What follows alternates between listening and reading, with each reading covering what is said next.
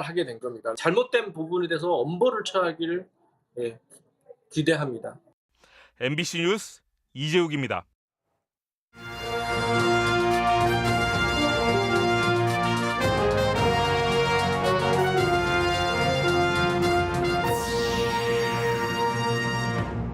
대통령직 인수위가 균형발전 정책으로 기업 주도형 기회발전 특구를 제시했습니다.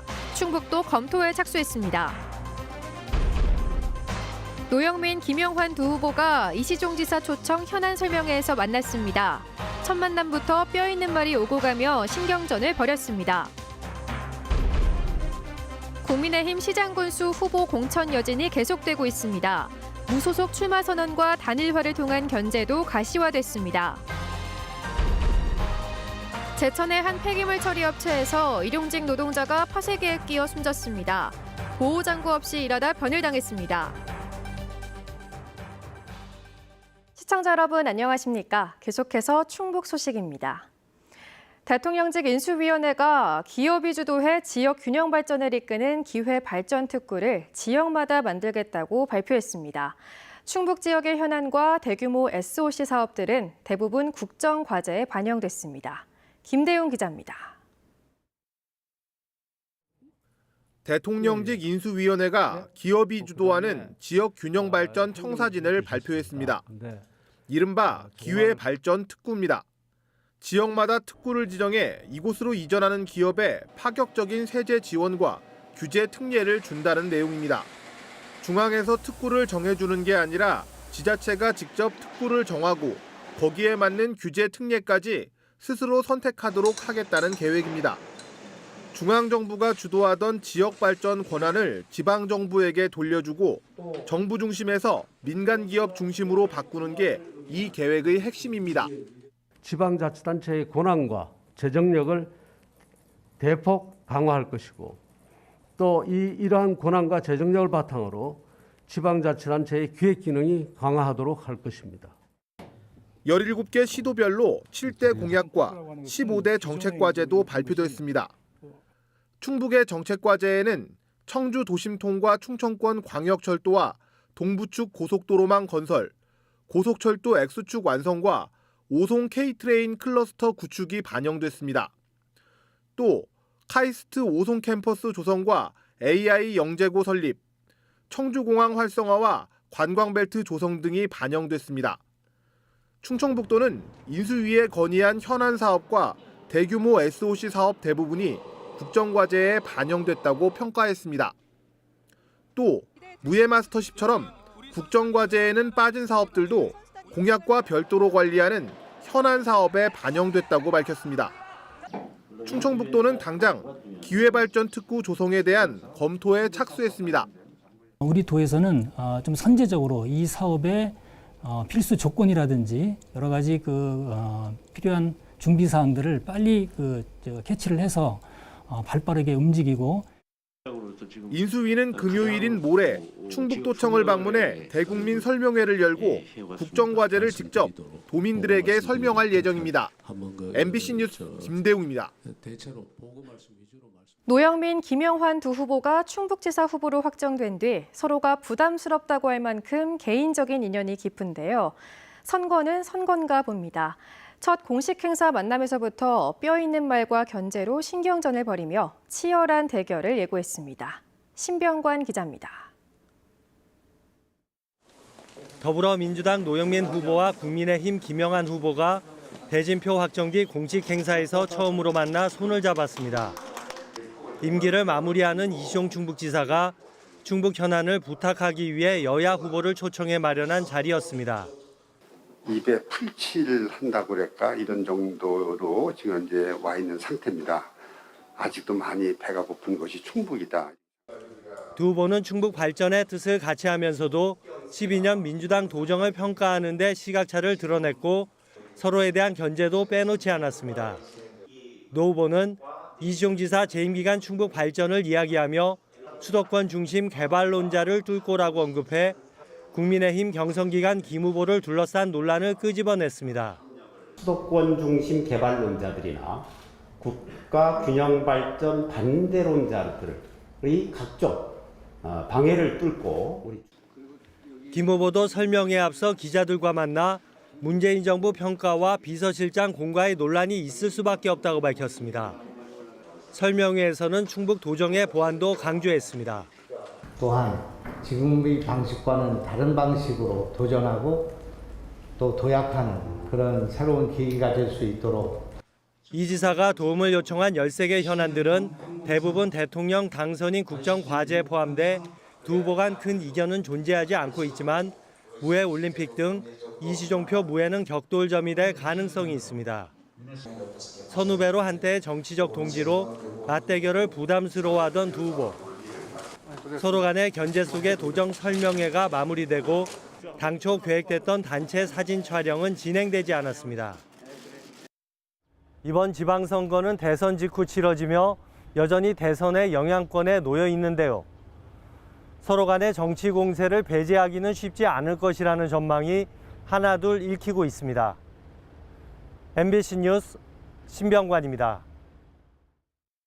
더불어민주당 노영민 충북지사 예비후보가 SK하이닉스 청주공장 신설 가능성을 언급해 관심이 모아지고 있습니다. 노 예비후보는 오늘 충북도청 기자실을 찾아 대통령 비서실장 시절부터 노력한 SK하이닉스 M17라인 청주공장 신설이 구부 능선을 넘은 것 같다면서 다음 달 안에는 발표날 것이라고 설명했습니다. 이에 대해 SK하이닉스 측은 청주를 포함해 기존 부지 활용 방안을 검토하곤 있지만 아직 결정된 것은 없다고 해명했습니다. 한편 앞서 진행된 1분기 실적 발표에서 SK하이닉스는 기존 M15 청주 공장의 증설 투자 계획을 공개했습니다. 공천을 둘러싼 국민의힘 내부 갈등이 깊어지고 있습니다. 괴산군수 후보 경선 과정에서 유출된 선거인 명부를 두고 경찰 고발이 이뤄진 데 이어 탈당과 후보 단일화가 잇따르고 있습니다. 보도에 이지연 기자입니다.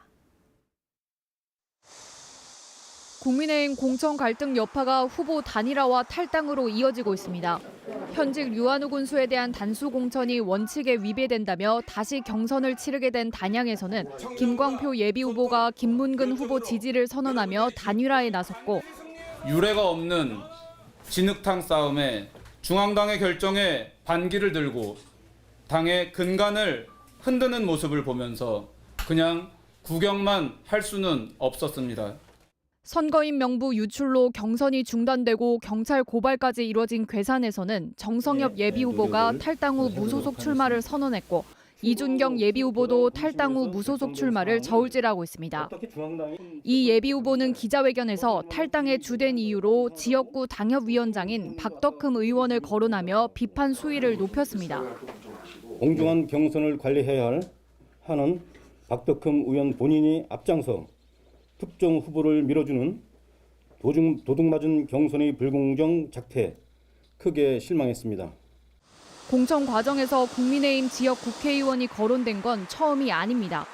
앞서 단양 류한우 예비후보 지지자들은 공개적으로 엄태영 의원을 비판했고 충북도당 공천관리위원 2명은 정우택 도당위원장의 사퇴를 요구했습니다. 도당 공관위에서 결정한 사안을 중앙당에서 번복하는 등 이례적인 사례가 단양과 보은, 괴산 등에서 잇따라 나왔기 때문인데 박덕흠, 엄태영, 이종배, 정우택 등 지역 국회의원들이 개입했다는 논란이 이는 겁니다. 지방선거를 불과 40일도 채 남기지 않고 불거진 집안 싸움. 지금까지 경선 과정에서 국민의힘을 탈당한 기초자치단체장 예비후보는 5명으로 늘었습니다.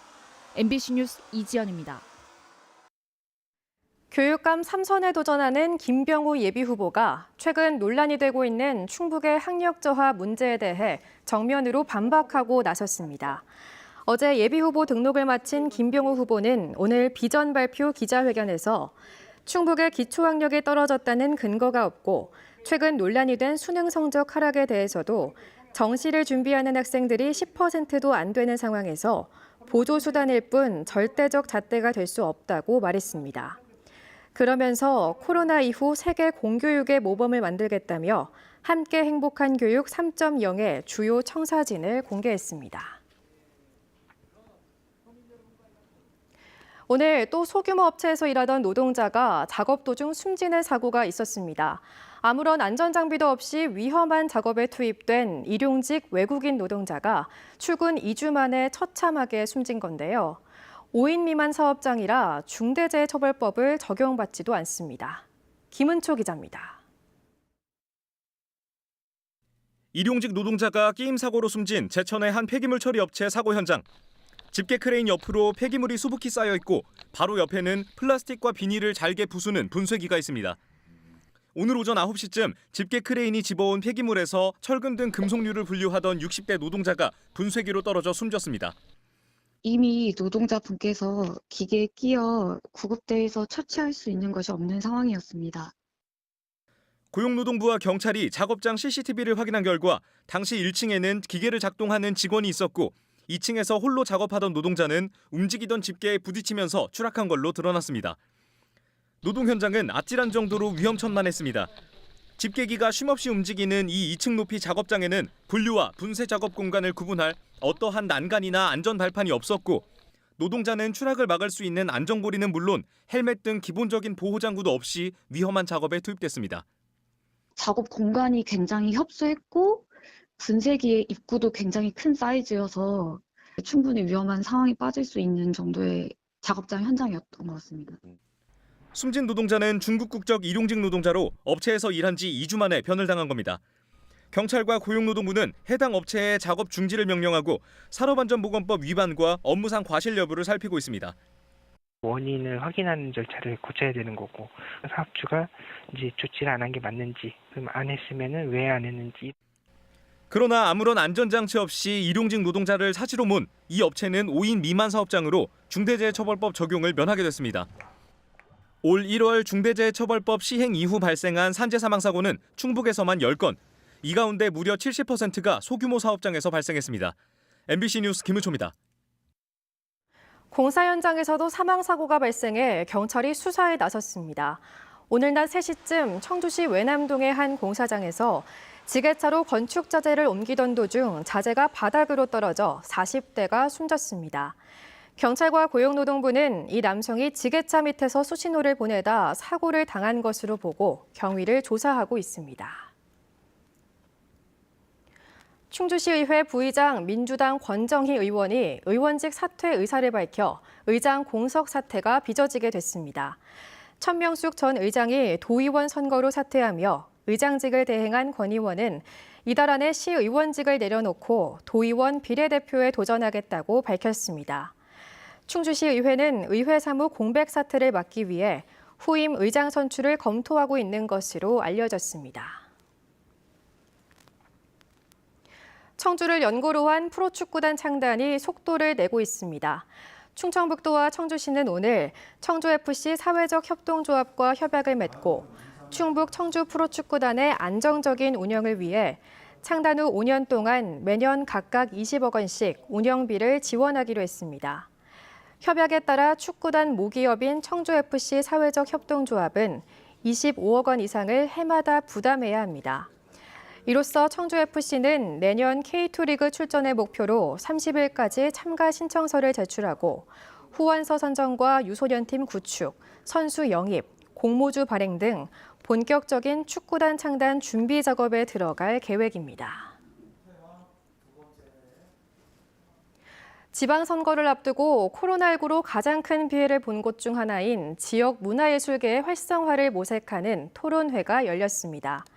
충북 참여자치 시민연대가 마련한 자리는 국악, 극단, 시각예술 등 7개 분야 단체 대표가 참석해 코로나19 극복 경험을 나누고 현재 예술인 지원체계 명과 암, 일상 복귀 단계에서 필요한 지원 방안 등을 논의했습니다. 이들은 붕괴된 지역예술 생태계를 되살리는 인프라 구축, 생계 보장을 위한 실질적 지원 등을 과제로 꼽았습니다. 참여자치연대는 모아진 의견을 지방선거 후보자들에게 전달해 문화정책에 반영해달라고 요구할 계획입니다. 더불어민주당 중앙당이 이근규 제천시장 예비후보가 신청한 재심을 기각했습니다. 이근규 예비후보는 공정한 경선을 거쳐 시민들이 선택하는 후보가 되고자 했던 소망이 깨졌다며 경선 탈락 과정을 이해할 수는 없지만 받아들이겠다고 밝혔습니다. 충청북도 교육청이 주최하는 서울대학교 신입생 모집 설명회와 간담회가 내일부터 이틀 동안 청주와 충주에서 동시에 개최됩니다. 충북교육청 사랑관과 충주 여성문화회관에서 각각 열리는 교사 대상 설명회에는 서울대학교 입학처 관계자가 참여해 올해 서울대 입시 결과 분석과 내년도 입시 요강을 설명할 예정입니다. 충북 소식 마칩니다. 편안한 저녁 보내시고요. 시청해주신 여러분 고맙습니다.